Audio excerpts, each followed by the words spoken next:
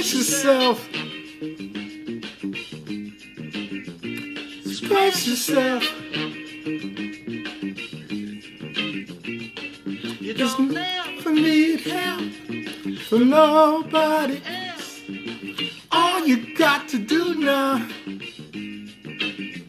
express yourself. Oh. Whatever you do,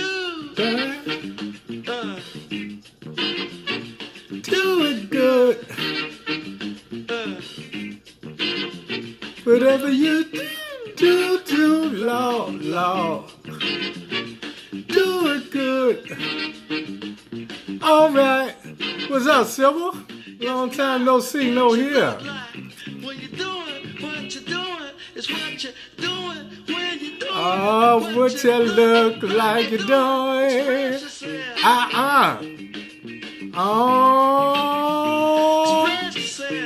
Oh, there's my cute little pretty little niece.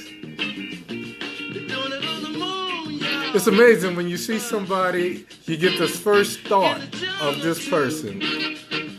And I'm going to just tell y'all this. I'm going to embarrass her for a minute. This was my niece. Her mom wanted to go to Canal Street. And my mama wasn't home. So she said, you want to babysit your niece? I said, yeah, no problem. That little heifer, wait till her mama got on the bus, and she started hollering and screaming, wah, wah. And I rocked her. I tried to give her something to eat. I checked her diaper. For 40 minutes, this girl hollered and screamed. When she finally went to sleep, I was so worn out, I lay right next to her and went to sleep. All it did was made me love her behind. Her mama gonna come back and say, well, how was she? Really? How was she? She's sleeping so good. Really? She's sleeping so good. Did she sleep the whole time I was gone? Take your child and get out my mama house. How about that? Love you, boo-booski. Skooga-doo-da-doo-doo-doo-doo. Skooga-doo-doo. Skooga-doo-da-doo-doo. Skooga-doo-da-doo-doo-doo-doo. Oh. I think he'd be doing vowels, like he on Wheel of Fortune. Oh. That's one of them old school, yeah.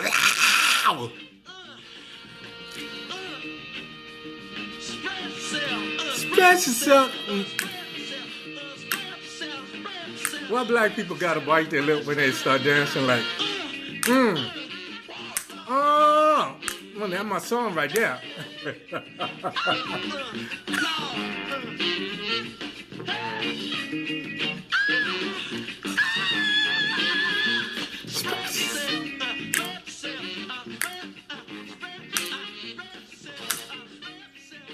Oh, snap, snap. What's up, people? How y'all doing? I think I'm actually going to get started on time this morning. Well, shit, it's morning somewhere. Y'all know what I mean. Good evening. I'm tripping, people. Y'all have no idea. This has been a crazy week for me. And first of all, I want to welcome everybody to my podcast. And you can see I'm a little out of sorts. This has been what I call my second week of hibernation. When they decided they were going to open businesses again, I decided I was going to abandon quarantine and start hibernation. And I did that for a couple of reasons, and it was kind of taking control of my own destiny as best I could. So again, I want to welcome everybody to tonight's podcast. I hope everybody's had a great week. As for myself, it's just been kind of crazy. And let me do this right quick, because some people going to start chiming in and messing me up. It's just been a crazy week. Second week of hibernation.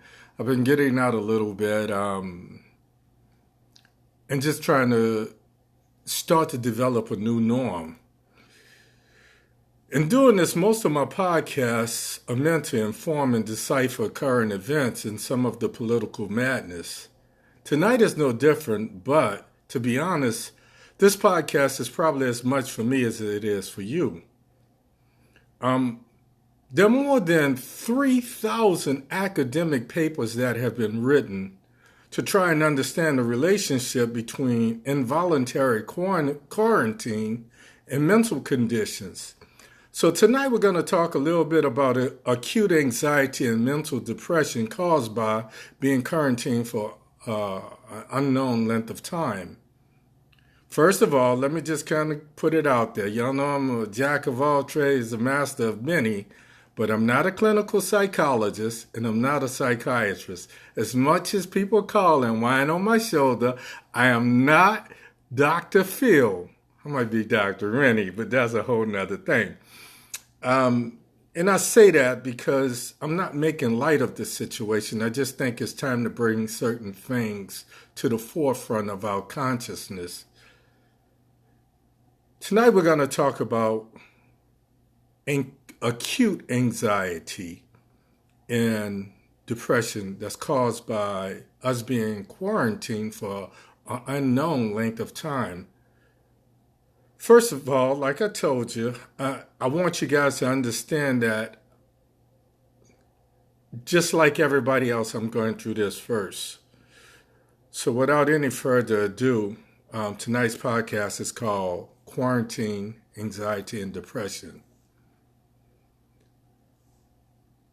I call this scholars, doctors, and nerds. I'm probably the latter. Short of a doctorate and somewhere around nerd. Usually when I get things together, a topic for a podcast, I research recent articles. But tonight I decided to go back to academia and I went to Google Scholar to see what academia had to say. I found, like I said, there's more than 3,100 papers that's been written on involuntary quarantine and mental anxiety, depression. I realized that many of us, including myself, have had some form of or experienced anxiety or depression in our past. What sets mental illness apart from physical ailments is mental ailments come on slowly and aren't easily recognized as a fever or a broken bone. When you cut yourself, you seek medical attention. When we suffer a mental setback, we dismiss it until we can no longer ignore it, or those close to us urge us to get help. COVID-19 has piqued everyone's stress level. I mean, there's so much uncertainty because it brings on the fear of the unknown. We're faced with questions like, how do I stay safe? How do I keep my family safe? What if I do get the virus? How can I avoid getting the virus? How long is this quarantine going to last? How am I going to pay my bills and care for myself, both financially and physically? And then we have to think about the mental. And we think about, well, what comes next? After all of the dust settles, what comes next? So signs and symptoms of anxiety and depression, some of them are a little unnoticeable because some people just have those kind of dispositions anyway. But when people become more irritable, they suffer from things like insomnia. They have a loss of appetite or they overeat. They experience different type of what we call risky behaviors. They do things that are maybe life-threatening or are just risky. One idiot I know jumped on a motorbike like he was still 19 and ran it into a truck. So those are risky behaviors. And then we do things like we self-medicate. Being from New Orleans, I know that we have a tendency to drink. We drink when we're happy. We drink when we're sad. So I found myself probably partaking of the libation a little bit more than normal. Part of that was because it was my pain management therapy. And the other thing that I realized is it had a lot to do with this quarantine. You have a tendency to lose interest in things that usually give you pleasure or joy. You no longer want to do them anymore. And I guess the coup de grace for some people is you either lose interest in sex or you wind up using sex as a drug to make you happy. You need that release of endorphins. Sometimes you may even find it hard to get out of bed. So I guess in short, we could say all of these things are extreme behaviors. We may go from one extreme of the spectrum to the other. With this anxiety and depression, it sometimes it starts with burnout. Burnout could be overwork. It could be just locked up for an unknown period of time. All of these things contribute. But I remember after Hurricane Katrina, I saw seasoned healthcare professionals who never returned to healthcare. And some others took an extended sabbatical to get their head together before they came back. Others changed their profession altogether. It reminds me of military vets who experienced something that shook their faith to the core. And I call it fractured their mental stability and injured their moral code. For me, things that have to do with honor and doing right. And when I see people doing to the contrary, it just kind of irks my last nerve, as we used to say. Now I'm starting to see and hear the same thing from healthcare workers. When we talk about COVID-19, we use military terms, i.e. fighting the unknown enemy, being on the front line, fighting in the trenches. So it's only normal that healthcare workers start to exhibit signs of burnout, anxiety, and a depression that's comparable to military service. They also feel conflicted by a sense of dedication. When you get into healthcare, you have a tendency to care more about the patient than you do yourself. So they adopt this, what I call this Martin Luther King thing, if not me, then who? These stresses are compounded by being overworked and underappreciated by this current administration's policies. Again, this reminds me of being in the military. In the military, I just get this uneasiness, this queasiness in my stomach every time somebody says, thank you for your service.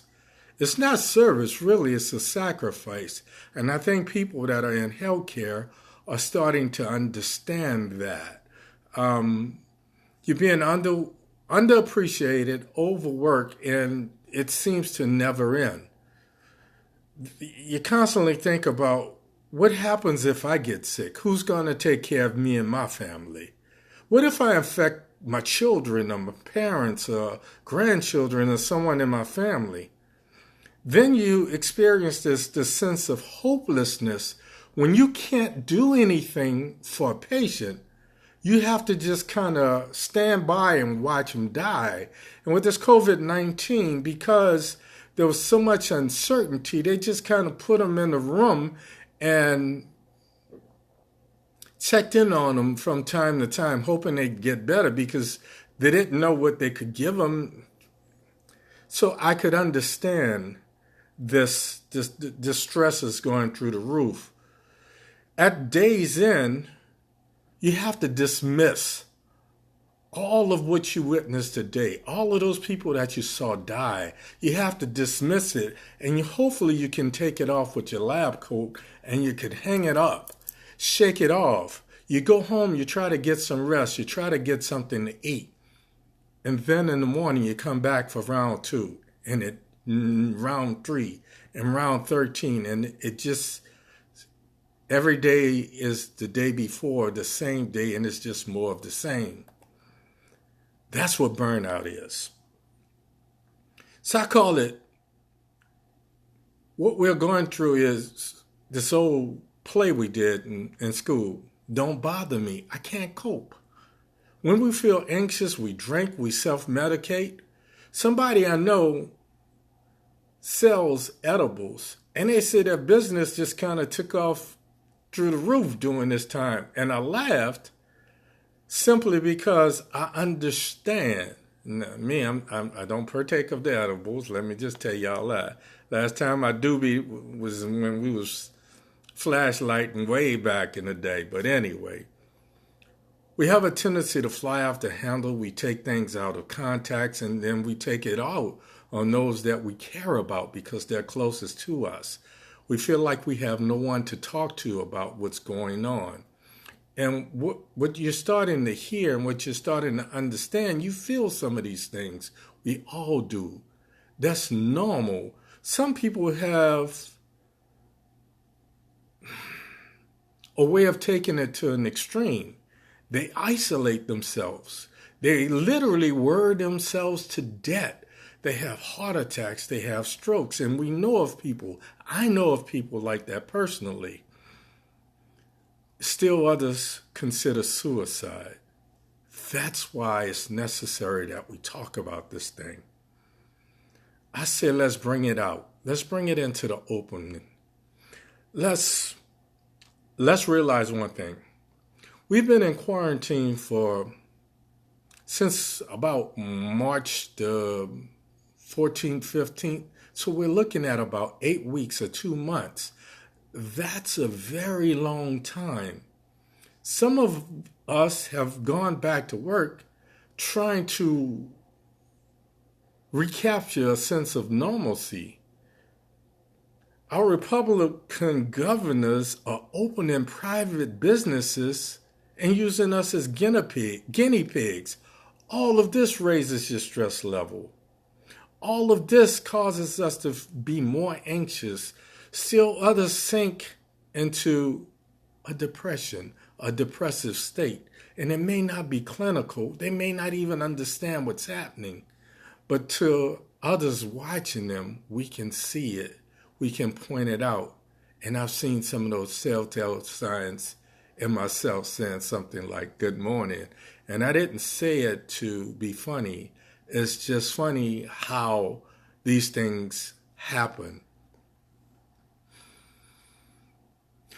I say if we understand what we're feeling, we can plot a course, we can make plans, we can mentally change and take charge.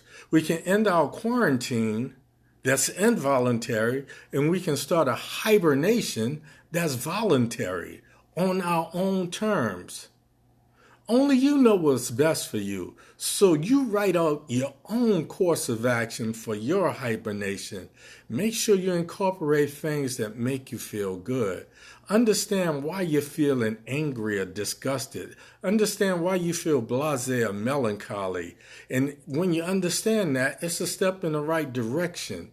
Then you can say, where do I go from here? And you start plotting the course. What do we need to do now? We've gotten to the point where we're burned out with hearing the daily updates of how many people are infected, how many people die. We don't really hear about how many people are getting over this thing. We're not doing mass testing, so we don't know about those people that have a natural immunity and thereby could give us some antibodies to battle this thing. So communication is the best thing. We don't need the selfless self-promotion and propaganda that we've been force-fed. And that's one of the things I kind of beat over the last few weeks, so I won't get into it again. We need to do things that bring us joy, things that release these what I call happy endorphins, the neurotransmitters like serotonin and dopamine. These are things that naturally make us feel happy. I talk about taking a walk, getting some sunlight. Vitamin D is probably one of the best things for the immune system. But sometimes being in the sun just makes you feel good. That feeling of the sunlight on your skin.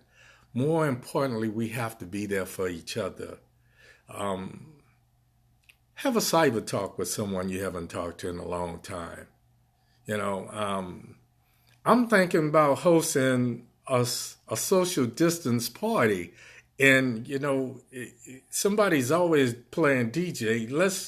Let's somehow hook up and meet in some place where we can just clown and have a good time together. I wanted to make this short. I wanted to make this sweet. I wanted to make it somewhat informative. But what I didn't want to do, I had to be careful about this. I have a tendency to be long-winded about things that I care about. One of my strengths is I'm passionate. One of my weaknesses is I'm passionate. So it's a double-edged sword. One of the things I don't want to do is trigger somebody. Somebody may be feeling these things, and I don't want to say or do anything that creates a more intense episode. But I do want to inform. So that's the reason why we're doing what we're doing. Again, let's just think about some of the things, being irritable, not being able to sleep. And some of us have problems sleeping anyway, so you'll find that taken to the extreme. If you lose your appetite or you overeat, not being hungry, but knowing something is in there, in the refrigerator, you find yourself wanting it just because. These risky behaviors, self-medicating, drinking, smoking more than we normally would, even if you're one of those people that partake, think about what you're doing. Only you know what's normal for you and what's abnormal. Sometimes you may miss it, but somebody close to you will point it out. So be cognizant when those people that care about you say, hey man, look, you're already Fred Sanford, but you Fred Sanford, Archie Bunker to the extreme.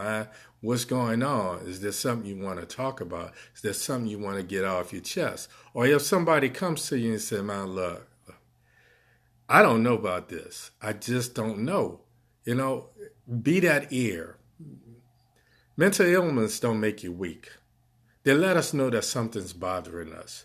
Mental illness like anxiety and depression tell all of us to take a breath and work on a plan. And even I tell my children, even plan B has to have a plan B. So it becomes perpetual. We're always thinking about, if this doesn't work, then I'm going to try this, and that's where we are. And sometimes it's keeping that brain busy, and sometimes it's finding something on TV that takes you away, whether you're solving murders with Chicago PD or whether you're laughing at something silly like Sanford and Son are all in a family or whatever brings you joy. Taking that walk. The only people that are devoid of emotions are sociopaths. So if you're not feeling anything,